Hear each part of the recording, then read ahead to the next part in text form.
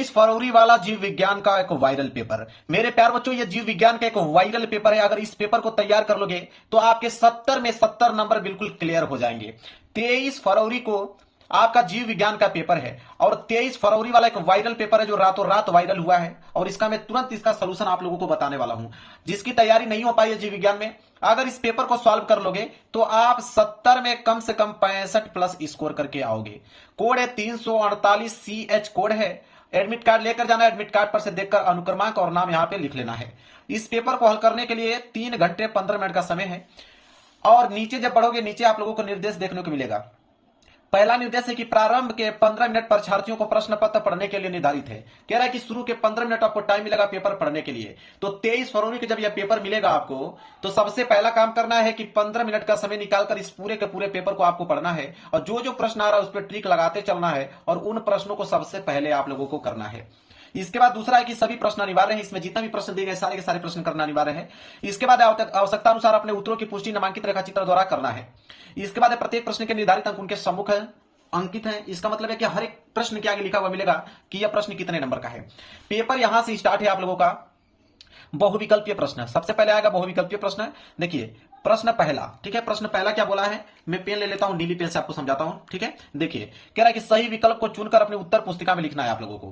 कह रहा है यहां पे कि क वाला, पहले का क, कि कौन सा नाइट्रोजनी क्षार डीएनए में उपस्थित नहीं होता है। तो मेरे प्यारों जो डीएनए में कौन उपस्थित नहीं होता है, ठीक है, तो वह है मेरे प्यारों यूरेसिल। ठीक है, क्या है, यूरेसिल। आपको बता दूं कि डीएनए की रासायनिक संरचना में 4 मुख्य नाइट्रोजनी क्षार पाए जाते हैं। कौन कौन, एक ग्वानिन, एक एडेनिन, एक थाइमिन और एक यूरेसिल। ठीक है, लेकिन मेरे प्यारे बच्चों यह जो होता है यह डीएनए में उपस्थित नहीं होता है।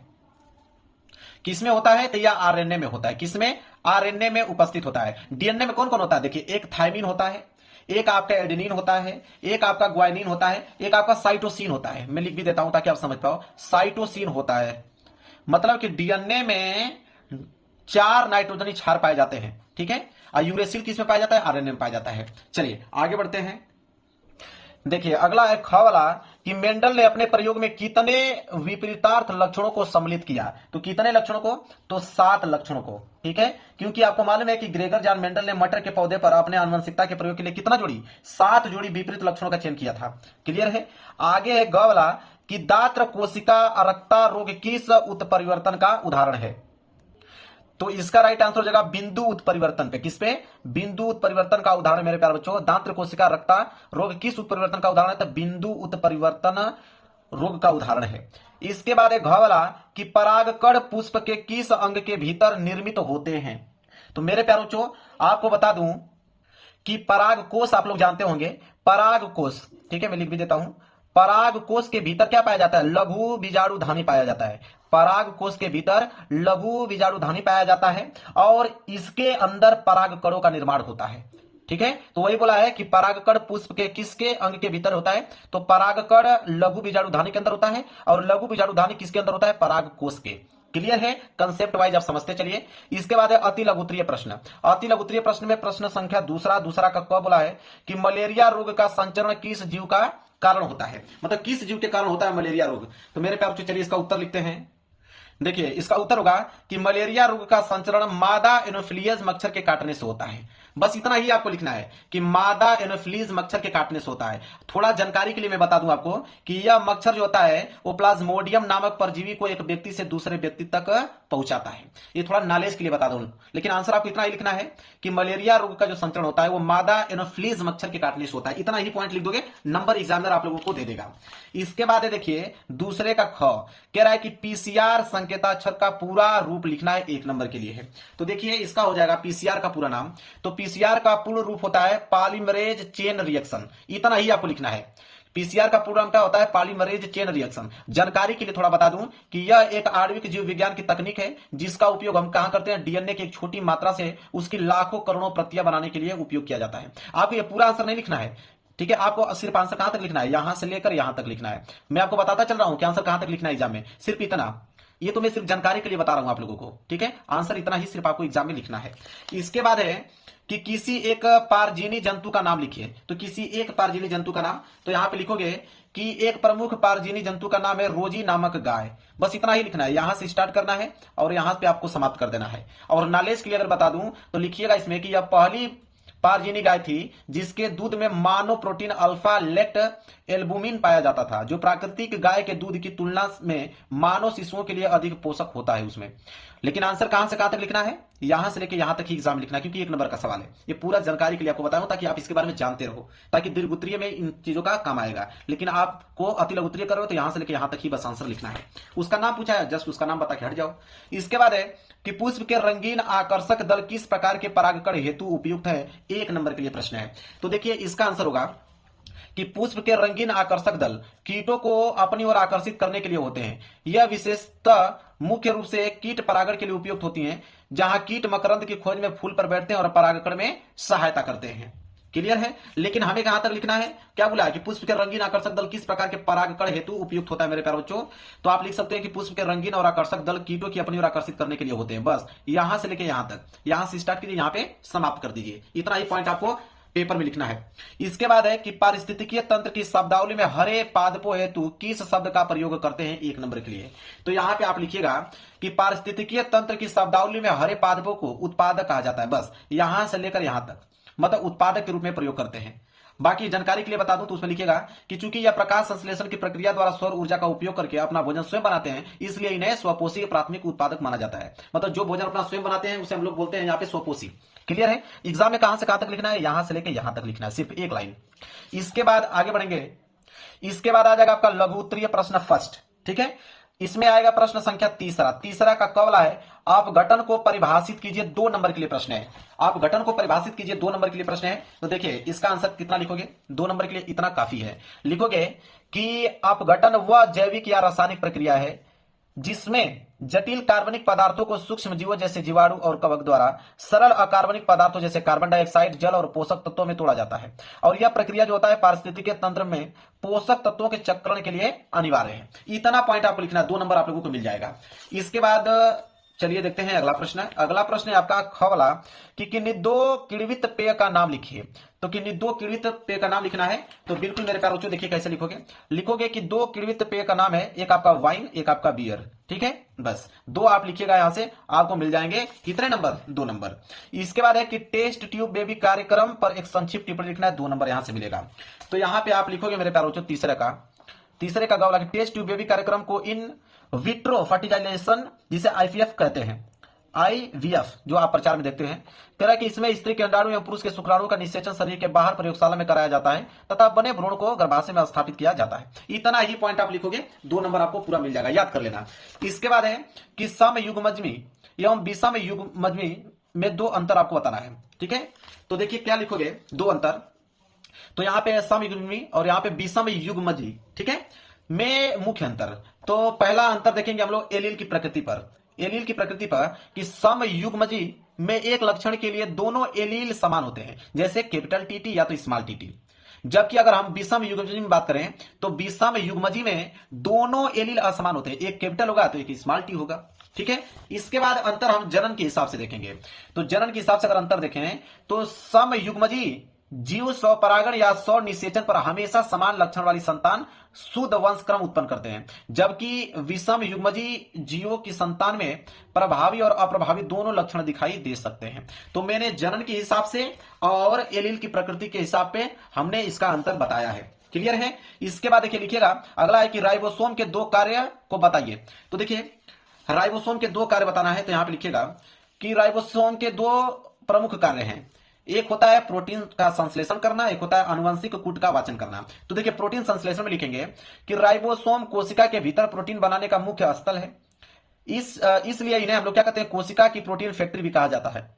और आनुवंशिक कूट का वाचन में लिखेंगे कि यह संदेशवाहक आरएनए पर उपस्थित आनुवंशिक सूचनाओं को पढ़कर अमीनो एसिड की श्रृंखला बनाने में मदद करता है। तो राइबोसोम के 2 कार्य पूछा था, एक प्रोटीन संश्लेषण, एक आनुवंशिक कूट का वाचन, ठीक है, हमने बता दिया। इसके बाद स्टार्ट होगा लघु उत्तरीय प्रश्न सेकंड, जो कि 3-3 नंबर वाले प्रश्न रहेंगे।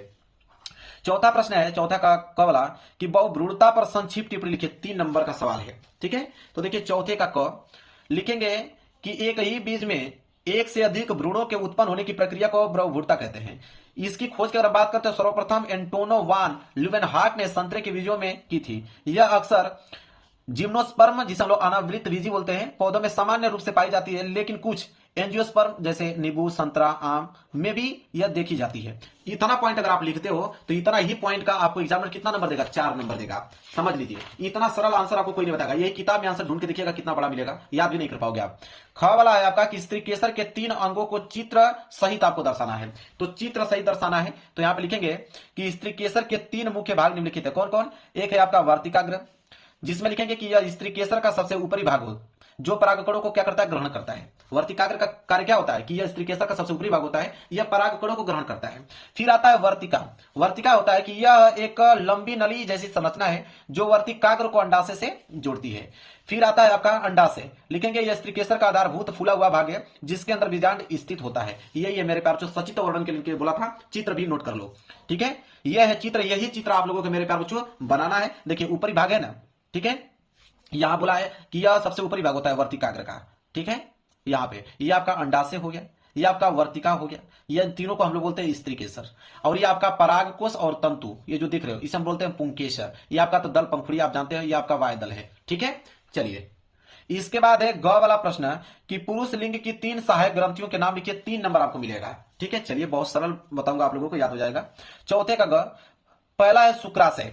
शुक्राशय में लिखेगा कि शुक्राणु के लिए पोषक तत्व युक्त तरल स्रावित करते हैं। देखिए शुक्राशय का काम होता है कि शुक्राणु के लिए पोषक तत्व युक्त तरल स्रावित करता है। दूसरा होता है प्रोटेस्ट ग्रंथि, लिखेगा शुक्राणु के संचार में मदद करने वाला अल्कालीन तरल बनाती है। इसके बाद आता है काउपर या बुल्बो यूरेथ्रल ग्रंथि। ठीक है, इसमें लिखेगा कि मूत्र मार्ग को चिकनाई प्रदान करने वाला स्राव उत्पन्न करता है। तो 3 पूछा था ना, तीनों का हेडिंग डाल के मैंने बता दिया यहाँ पे। इसके बाद घ वाला है कि प्राथमिक उत्पादकता एवं द्वितीयक उत्पादकता में अंतर आपको लिखना है। 3 नंबर का सवाल है। देखिए तो इसका लिखेंगे हम लोग कि प्राथमिक उत्पादकता किसे कहते हैं, पहले वो जानेंगे। तो हरे पौधे और शैवाल द्वारा प्रकाश संश्लेषण से सौर ऊर्जा को रासायनिक ऊर्जा में बदलने की क्षमता। द्वितीय उत्पादकता में लिखेंगे कि उपभोक्ताओं जानवरों द्वारा पौधों या अन्य जीवों के भोजन से ऊर्जा ग्रहण करने की वृद्धि करने की प्रक्रिया। ठीक है, तो इसे प्राथमिक उत्पादकता किसे कहते हैं भी बता दिया मैंने, द्वितीयक उत्पादकता किसे कहते हैं भी बता दिया। अब रही अंतर की बात, तो अंतर में लिखेंगे कि प्राथमिक उत्पादकता उत्पादकों से संबंधित है जबकि द्वितीयक उत्पादकता उपभोक्ताओं से संबंधित है। देखिए कितना सिंपल है, इतना पॉइंट लिखोगे मेरे प्यारे बच्चों तो आपके कितने अंक मिलेंगे? 3 अंक। अब प्रश्न संख्या 5वां, प्रश्न संख्या 5वें का क है कि प्राकृतिक वर्ण को किसी एक उदाहरण से आपको समझाना है, 3 नंबर मिलेगा। तो प्राकृतिक वर्ण को किसी एक उदाहरण से समझाना है, तो चलिए देखते हैं। 5वें का क, पहले देखेंगे परिभाषा, लिखेंगे कि प्राकृतिक वर्ण वह प्रक्रिया है जिसमें किसी प्रजाति के उन व्यक्तियों की जीवित रहने और प्रजनन करने की संभावना अधिक होती है जिनमें अनुकूल गुण होते हैं जबकि अनुपयुक्त गुण धीरे धीरे घट जाते हैं। क्लियर है। इसके बाद लिखेंगे, इसका क्या पूछा था? उदाहरण भी पूछा था ना, प्राकृतिक वर्ण तो मैंने बता दिया, उदाहरण भी पूछा है। तो देखिए उदाहरण भी लिखना जरूरी है। तो उदाहरण डालने वाला लिखेगा कि औद्योगिक क्रांति के समय सफेद और काले रंग की पतंग में काले रंग की पतंगे काले पेड़ों पर शिकारियों से बचकर जीवित रही जबकि सफेद पतंगों की संख्या घट गई और इस प्रकार काले रंग का गुण जो है प्रजाति में बढ़ गया। क्लियर है। चलिए अब यहां पे ख वाला प्रश्न है कि प्रतिबंधन एंजाइम के कार्य को समझाइए। चलिए देखते हैं प्रतिबंधन एंजाइम के कार्य। तो सबसे पहले हम लोग परिभाषा देखेंगे कि प्रतिबंधन का परिभाषा क्या है। लिखेंगे कि प्रतिबंधन एंजाइम ऐसे एंजाइम होते हैं जो डीएनए को विशेष अनुक्रमों पर काटते हैं। ठीक है, और कार्य की अगर हम बात करें तो इनके कार्य हैं, पहला कार्य इसका यह है कि डीएनए को विशिष्ट स्थान पर काटना जिससे जीन या डीएनए अंश अलग किए जा सके। इसके बाद दूसरा है कि डीएनए क्लोनिंग और आनुवंशिक संशोधन में उपयोग। तीसरा कार्य इसका यह है कि बैक्टीरियो में विदेशी डीएनए को काटकर जैविक सुरक्षा प्रदान करना। क्लियर है। इसके कार्य भी मैंने बता दिया, परिभाषा भी मैंने बता दिया। अब ग वाला देखिए क्या है। ग वाला है कि अनुकूली विकर्ण पर एक संक्षिप्त टिप्पणी लिखिए, 3 नंबर। तो अनुकूली विकर्ण पर एक संक्षिप्त टिप्पणी लिखना है। सबसे पहले परिभाषा देखते हैं, 5वें का ग का परिभाषा कि अनुकूली विकर्ण वह प्रक्रिया है जिसमें एक ही पूर्वज प्रजाति से कई नई प्रजातियां विकसित होती हैं जो अलग अलग पर्यावरणीय परिस्थितियों के अनुसार अनुकूलित होती है। इसके बाद मेरे प्यारों उदाहरण भी पूछा है। देखिए इसके उदाहरण भी लिखना पड़ेगा हमें। तो उदाहरण में जैसे आप देख सकते हैं, जैसे गैलापागोस, ठीक है, गैलापागोस द्वीप एक ही पूर्वज पक्षी से अलग अलग द्वीपों पर अलग आकार और प्रकार की चोंच वाले पक्षी विकसित हुए जो वहां के भोजन और वातावरण के अनुसार अनुकूलित हुए। क्लियर है। चलिए अब घ वाला देखेंगे कि अनिषेक जनित फल पर एक टिप्पणी लिखना है आपको। ठीक है, अनिषेक जनित फल पर टिप्पणी लिखना है। सबसे पहले परिभाषा जानेंगे। इसका परिभाषा क्या है कि अनिषेक जनित फल वह फल होता है जो बीज विहीन रूप में बिना निषेचन के विकसित होता है। विशेषताएं एवं उदाहरण देखिए। पहला लिखेंगे कि ऐसे फलों में बीज नहीं होते। फिर लिखेंगे कि ये कृषि में उपयोगी होते हैं क्योंकि ये उपभोक्ता को बीज रहित फल पसंद आते हैं। इसके बाद उदाहरण की अगर हम बात करें तो उदाहरण होगा जैसे केला, खरबूजा, अंगूर। ठीक है, ये उसके उदाहरण हो गए। इसके बाद है प्रश्न संख्या 6। प्रश्न संख्या 6 का क है कि अपसारी विकास को उदाहरण सहित आप समझाइए, 3 नंबर मिलेगा। चलिए देखते हैं। अपसारी विकास को उदाहरण सहित समझाने के बाद किया है तो सबसे पहले परिभाषा देखेंगे कि अपसारी विकास वह प्रक्रिया है जिसमें किसी जीव के अंग या संरचना धीरे धीरे क्षीण या अयुक्त होकर लुप्त हो जाते हैं क्योंकि उनका उपयोग जो है पर्यावरण में नहीं रह गया। ठीक है, इसके बाद लिखिएगा। इसके बाद इसका उदाहरण भी पूछा है ना, देखिए उदाहरण भी पूछा है, उदाहरण बताना बहुत अनिवार्य है। तो उदाहरण लिखिएगा। पहला कि मनुष्य में बुद्धि दांत, ये हेडिंग है कि मनुष्य में बुद्धि दांत लिखिएगा। वर्तमान में अधिकांश मनुष्य में इनका आकार छोटा या अनुपयोगी हो गया है। दूसरा लिखिएगा कि गहरे समुद्र में रहने वाले मछली, ये हेडिंग है, लिखिएगा अंधे गुफा मछलियों में आंखें विकसित नहीं होती क्योंकि रोशनी उपलब्ध नहीं है और इस प्रकार अपसारी विकास में अनुपयोगी अंग धीरे धीरे क्षीण होकर लुप्त हो जाते हैं। इसके बाद 6 का ख है कि अंतरण आरएनए पर एक संक्षिप्त टिप्पणी लिखिए, 3 नंबर। तो अंतरण आरएनए पर एक टिप्पणी लिखना है। देखिए क्या होगा, तो यहाँ पे होगा सबसे पहले परिभाषा एवं कार्य देखेंगे। तो देखेंगे अंतरण आरएनए एक प्रकार का आरएनए है जो अमीनो अम्ल को राइबोसोम तक ले जाकर एमआरएनए की जानकारी के अनुसार प्रोटीन संश्लेषण में जोड़ता है। प्रत्येक आरएनए में एक एंटीकोडॉन होता है जो एमआरएनए के कोडॉन से संरेखित होता है और यह प्रोटीन निर्माण में सही अमीनो अम्ल को सही क्रम में जोड़ने में मदद करता है। क्लियर है, कोई डाउट नहीं होना चाहिए। चलिए आगे ग वाला कह रहा है कि ओपियाइड्स ड्रगों को एक उदाहरण सहित परिभाषा आपको देना है, मतलब इसको परिभाषित करना है। तो ओपियाइड्स, ठीक है, देखते हैं इसका। तो ओपियाइड्स देखिए यहाँ पे, ओपियाइड्स ड्रग्स वे दवाएं हैं जो दर्द कम करने, मानसिक सुख देने और नींद लाने के लिए उपयोग की जाती हैं और यह मस्तिष्क में मौजूद ओपियाइड्स रिसेप्टर्स पर कार्य करती हैं। उदाहरण देख लीजिए जैसे मॉर्फिन, यह गंभीर दर्द को कम करने के लिए चिकित्सकीय रूप में प्रयुक्त होती है। क्लियर है, चलिए आगे बढ़ते हैं। इसके बाद घ वाला मेरे प्यारे बच्चों कि एक पारिस्थितिकीय तंत्र में विभिन्न पोषण स्तर को आरेखीय चित्र द्वारा यहाँ पे दर्शाना है। ठीक है, देखते हैं पारिस्थितिकीय तंत्र में। देखिए यहाँ पे मेरे प्यारे बच्चों सबसे पहले यहाँ पे चित्र आपको दिख रहा है कि नहीं, चित्र दिख रहा है। देखिए ये पौधे, ये उत्पादक है। देखिए ये प्राथमिक उपभोक्ता है जिसमें टिड्डा आ जाता है। ठीक है, प्राथमिक उपभोक्ता जिसमें चूहा आ जाता है, खरगोश आ जाता है जिसे हम लोग अपघटन कहते हैं। ठीक है, अपघटक। अगर हम द्वितीयक उपभोक्ता की बात करें जिसमें छिपकली आती है, सांप आता है और तृतीयक उपभोक्ता में बाज आता है। ठीक है, इसका मतलब यह है मेरे प्यारे बच्चों कि देखिए सबसे पहले इसको चित्र बनाने वाले लिखेंगे उत्पादक। उत्पादक में लिखेंगे कि हरे पौधे और शैवाल जो सूर्य से ऊर्जा ग्रहण करते हैं उसे हम लोग उत्पादक बोलते हैं। प्राथमिक उपभोक्ता में लिखेंगे कि शाकाहारी जीव आते हैं जैसे खरगोश, छोटी मछली जो उत्पादकों को खाते हैं। तो देखिए जो उत्पादकों को खाते हैं उन्हें हम लोग प्राथमिक उपभोक्ता में रखते हैं। ठीक है, इसके बाद है आपका द्वितीयक उपभोक्ता जिसमें छोटे मांसाहारी जैसे मेढक, छोटे पक्षी जो प्राथमिक उपभोक्ता को खाते हैं। ठीक है, अब ये प्राथमिक उपभोक्ता को खाएंगे। इसके बाद है तृतीयक उपभोक्ता, इसमें बड़े मांसाहारी जैसे शेर, बाज, मछली जो द्वितीयक उपभोक्ता को खाते हैं। क्लियर है, समझ में आ गया, पढ़े भी हो गया आप लोग।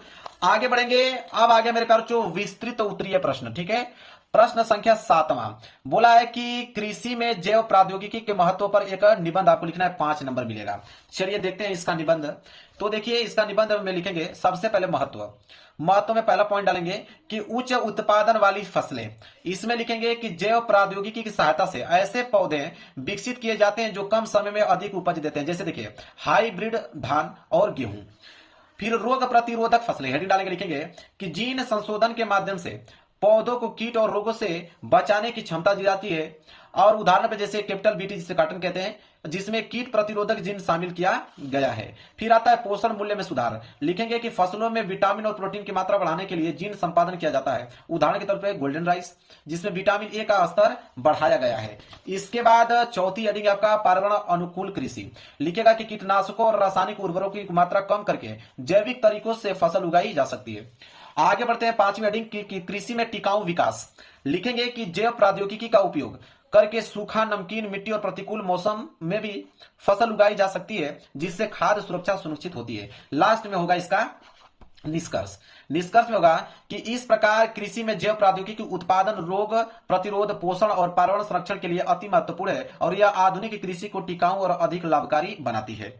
क्लियर मेरे प्यारे, मैंने ऊपर वाला बता दिया। अगर आपको पेपर में यह करने का मन है कि पॉलीमरेज श्रृंखला अभिक्रिया का आरेखीय निरूपण के साथ वर्णन कीजिए तो आप कर सकते हो, बिल्कुल ये होमवर्क है आपके लिए, ठीक है। बाकी मैं एक आंसर आप लोगों को बता दिया हूं। इसके बाद प्रश्न 8वां जो है 5 नंबर के लिए भी है।